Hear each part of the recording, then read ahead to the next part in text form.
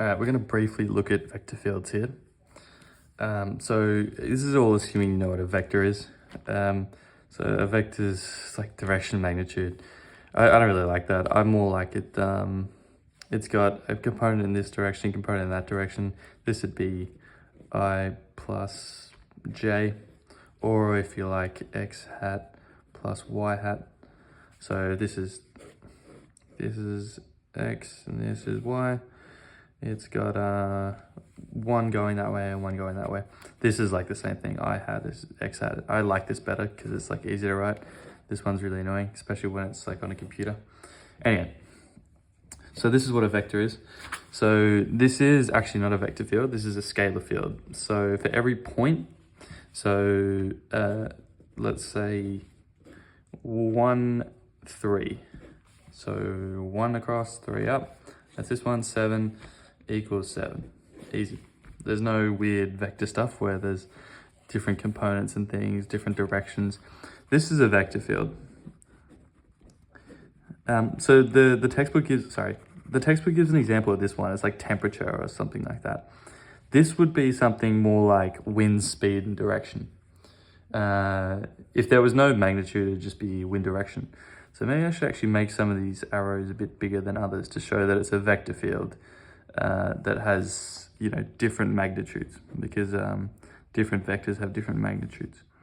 Like, that's I plus j, but this might be 2i plus 2j. Anyway, so vector fields are just every single point on an entire graph has a vector in it, has a corresponding vector to that point.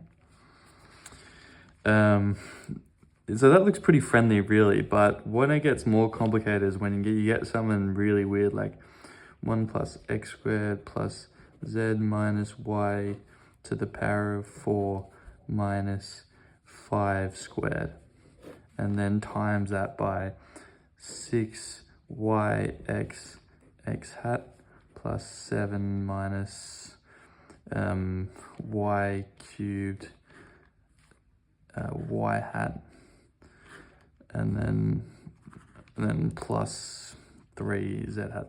So it looks really complicated, but really the ones that matter are ones that you're looking at are these ones, and these ones. And all the rest of it is related to what this is multiplied by. So this is multiplied by this plus that, this times that, that's like whole algebra and stuff. So you get this massive equation just for x hat. And that tells you at any given point, remember, all we care about is points. 1, 5, 7, that's a good point. That's a three-dimensional point. X, Y, Z.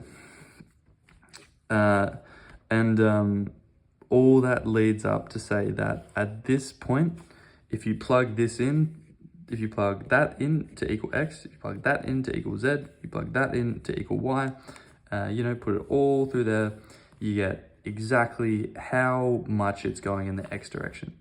And then when you plug y in, z out for everything, you get how much is going in the y direction. That's going to be different. Then you plug all this in, tells you how much is going in the z direction.